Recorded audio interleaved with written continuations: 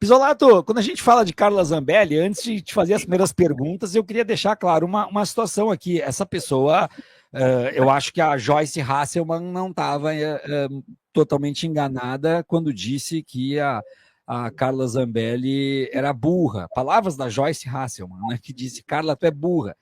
Não parece que estava equivocada, porque a Joyce Hasselman, ela decidiu, aliás, a Carla Zambelli, ela decidiu ir para a Itália, porque ela disse que tem passaporte italiano e que lá ela seria intocável, só que ela decidiu ir para a Itália e anunciou que iria para a Itália antes de chegar na Itália. Estando nos Estados Unidos, ela anunciou: estou indo para a Itália. E com isso, ela fez com que o próprio parlamento italiano já ficasse a postos e já se movimentasse para, de alguma forma, impedir que ela possa lançar mão. Eu acho que nós perdemos aqui o Pisolato volta daqui a pouco. Aproveitem para continuar contribuindo, tá, gente? Aproveitem para continuar, que o Pisolato vai restaurar a conexão dele com certeza.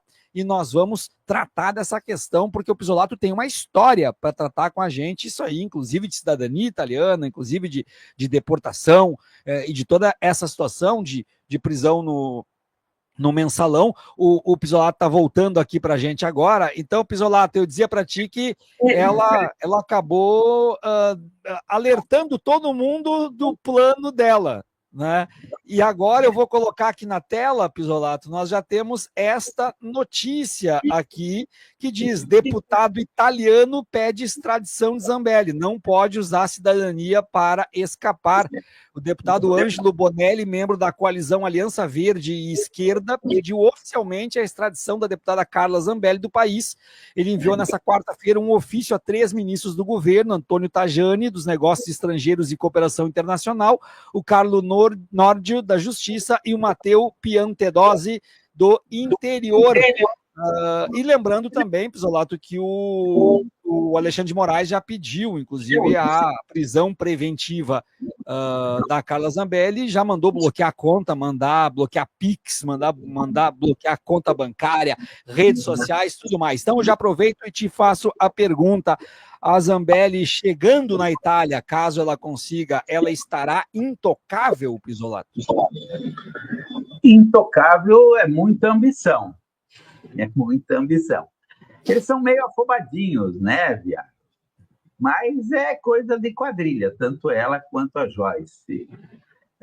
O deputado está fazendo o papel dele para ganhar mídia, mas as coisas funcionam um pouco diferente.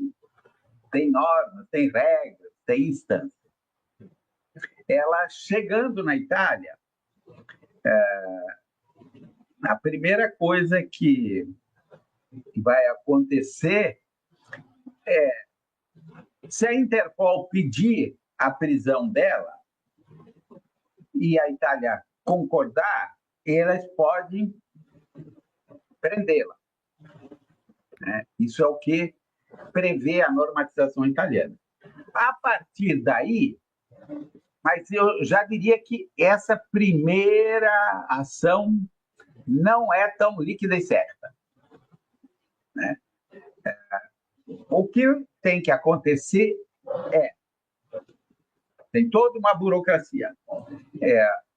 O STF encaminha para o Ministério da Justiça do Brasil o pedido de extradição com toda a documentação que suporta o pedido. O Ministério da Justiça encaminha para a Embaixada da Itália, que, por sua vez, encaminha para o Ministério da Justiça da Itália. Ao receber essa documentação, o ministro da Justiça da Itália pode entender que, por N questões, uma das questões que tem sido mais usada e que ficou mais conhecida no caso do Cacciola é de que o Brasil não tem reciprocidade. Quer dizer, o Brasil não extradita cidadãos brasileiros, então a Itália não tem por que extraditar. E aí, o ministro, num ato administrativo, negue a extradição e o processo termina por aí, ela pode ficar na Itália até as próximas gerações sem nenhum problema. Não pode, se sair da Itália, pode ter problema, que foi o que aconteceu com Cacciola em Mônaco. Daí, a Interpol, ela está na lista vermelha. E isso se a Interpol aceitar, tem todas essas outras coisas. Pode acontecer também de que o ministro da Justiça resolva encaminhar para toda a burocracia, porque ela tem cidadania italiana. Se ela não tivesse cidadania, eles podem considerar expulsão, que foi o que aconteceu com Battisti na Bolívia. Há um pedido, ou mesmo nos Estados Unidos, ela ficando lá, ou em qualquer outro país, na Espanha, Portugal, olha, é alguém que está condenado, que veio para o nosso país, nós vamos expulsá-la. E aí é muito rápido. Mas o fato dela ter cidadania tem que iniciar um processo de extradição. Aí, se o ministro da Justiça entender que deve se iniciar o processo, ele encaminha esse pedido para a corte, que lá se chama Corte de Apelo, que é uma espécie de segunda instância, da região aonde ela está localizada. Como ela falou que está indo para Roma, né? Provavelmente vai ser a Corte de Apelo do Lácio. Chegando na Corte de Apelo, aí a Corte manda, é nomeado um relator, que manda para o Ministério Público analisar com base no acordo de extradição. Existe um tratado, que é uma espécie de guarda-chuva, e o acordo prevê uma série de condições. Por exemplo, o crime que ela foi condenada aqui tem que ser o mesmo, tem que existir no Código da Itália. Uhum. Né? A outra questão, não pode ser considerado perseguição política, ideológica e etc. Né? Não pode, tem que ser condenações acima de 4 anos, uma série de quesitos que eles vão analisar. E aí o Ministério Público emite um parecer, dizendo, olha, deve ser extraditada, não deve ser extraditada, ou deve ser extraditada sob determinadas condições, e se reúne, então, no mínimo 3 juízes da Corte de Apelo para decidir sim ou não, ou sobre determinadas condições. Feito isso, está vendo que é um caminho longo, feito isso, cabe, então, um recurso. Tanto, se negarem, o Brasil pode entrar com uma apelação na Corte, né, de Cassazione, que eles chamam lá, que é uma espécie de Corte Constitucional. Ou, se concordarem, ela pode entrar na Corte de Cassazione.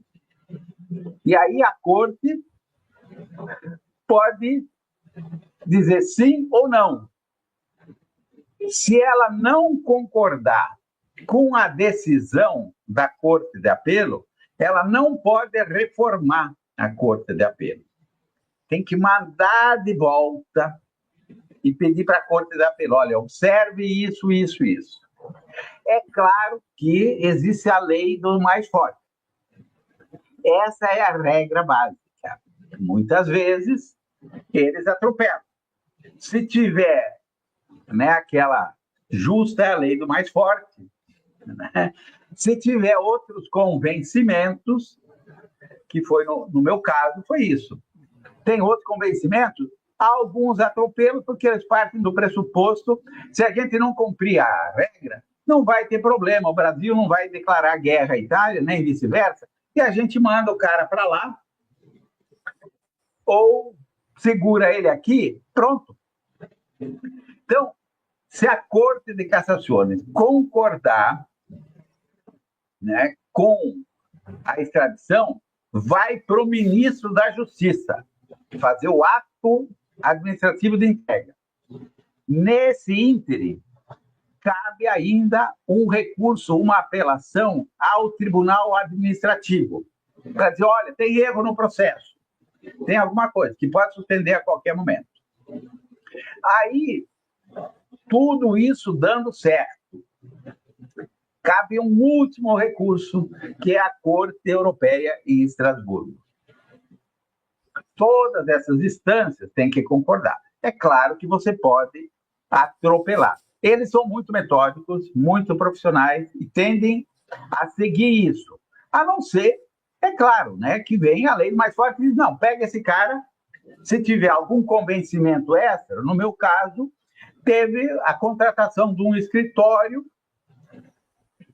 que foi a primeira vez que aconteceu, um escritório em Roma, que foi licitado por $280 mil, ofício Gentiloni, que casualmente tinha o mesmo sobrenome do ministro das Relações Exteriores, e o pessoal desentrega o cara e deixa se lascar. Né? Existem esses atropelos. Então, isso seria o trâmite burocrático. Eu estou fazendo um pouco esse relato, né, para te dar uma dimensão de que isso são meses e meses e meses e meses.